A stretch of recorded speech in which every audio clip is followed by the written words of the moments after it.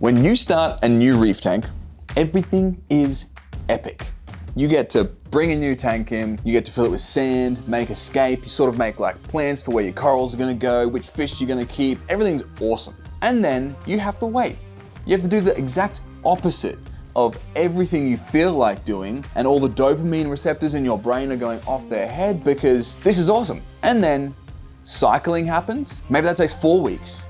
Sometimes it takes 8 weeks. After that, you're like, sweet, I can get into this. And then the ugly stage takes hold. And that can last 4 weeks as well. Here's my plan to cut that bad boy in half because I've been through the ugly stage so many times. I've boiled it down to roughly 6 basic things you can do to reduce the time it takes to get through your ugly stage in your tank. Now keep in mind, there is no totally skipping this stage. If you've added sand to the tank, there'll be silicates, which create different types of algae. If you've got high nutrients in your tank, that'll create another form of algae as well. If you've got high lighting in your tank, there's all sorts of reasons for this brown diatomaceous or diatomaceous, I don't even know how it's said, algae to form, and all sorts of other forms of algae as well that sort of fluctuate. That fluctuation is caused by an increase in something causing an imbalance, and that imbalance is then met by generally bacteria or something that consumes that algae or whatever is created because of that. Other reasons you can get crappy algae in your tank is high nitrates. There's all sorts of reasons. But what ends up happening is this brown,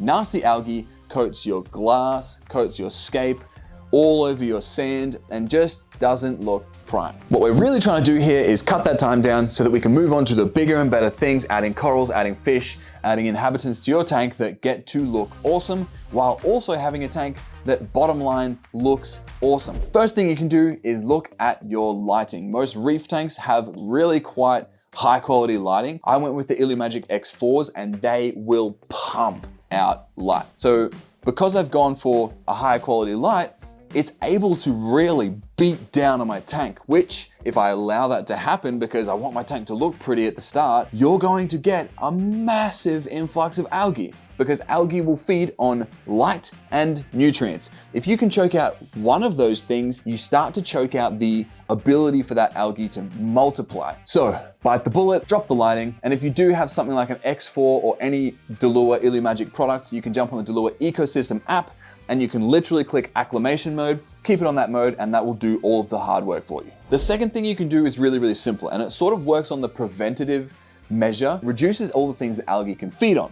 So silicates and nitrates and all of these things that create these brown algae that make your tank look ugly can be reduced by simply water changing. There's 2 groups of people. The first group of people like to set up their tank, get everything in the tank that's going to exist there at almost all points in time, and then let it go. Those people tend to lean in to the ugly phase that are like, all right, this is gonna happen. Let's maximize the bacteria. Let's maximize all of the microfauna, small things that will grow and feed on your algae, like your detritivores, etc., etc. Those people don't really care about the ugly phase. This video isn't for you.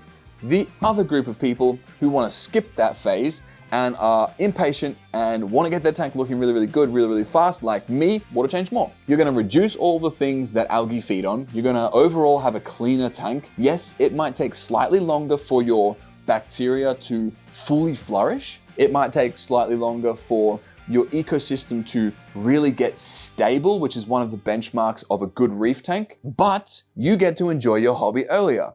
I don't know which option I would take. The third thing that I do, which I didn't realize helps until very recently, is I optimize my water in my tank for corals before I put corals in. Seems simple. What I mean by this is I make sure my calcium, alkalinity, and magnesium levels are all perfect for coral husbandry before I do anything to the tank. That optimizes coralline algae. Coralline algae is a coral. It's got that symbiotic relationship with zooxanthellae, just as every other coral does. It consumes nutrients in the exact same way that coral does too, and it's the first sign that you've got a maturing reef tank. So racing to that point is a really, really good idea. The fourth thing that I do is I rely on some form of a cleanup crew. Now you kind of have to wait for the algae to sort of get established. What that means is your cycle's probably starting to establish or already established. Plus, when you put your cleanup crew in, they've actually got things to consume. I've got a little bit of a strategy with this. I rely almost exclusively on snails and shrimp, And then I go and pick up some form of live rock from my local aquarium store and put that in my tank as well. That'll sort of introduce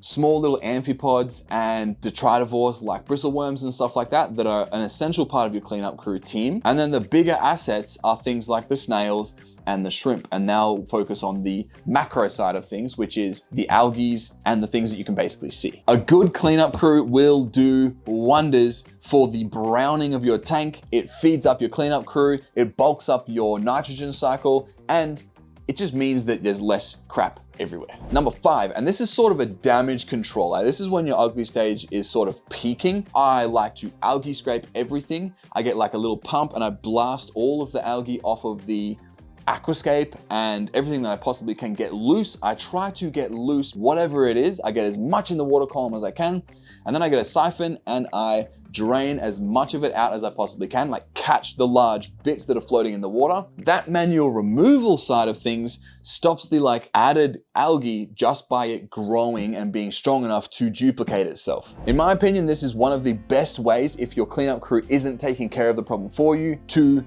shorten the ugly stage as much as possible. The very last thing we're going to do is remove nitrates through either a tree like a mangrove tree or some kind of a seaweed or something like that. I haven't tried yet. I really want to try grow a mangrove tree out of one of my tanks. I think they seem to like whiter sort of spectrums. If you've grown a mangrove tree out of the top of your tank before, let me know in the comments below so I can sort of skip the learning phase and hopefully not ruin some of my plants, because I really want to establish an awesome ecosystem in one of my daylight tanks. Hit the subscribe button if you haven't already, and I hope this video helps you reduce your ugly stage by at least 50% so you can move on to the bigger and better and cooler things. Catch you on the next one.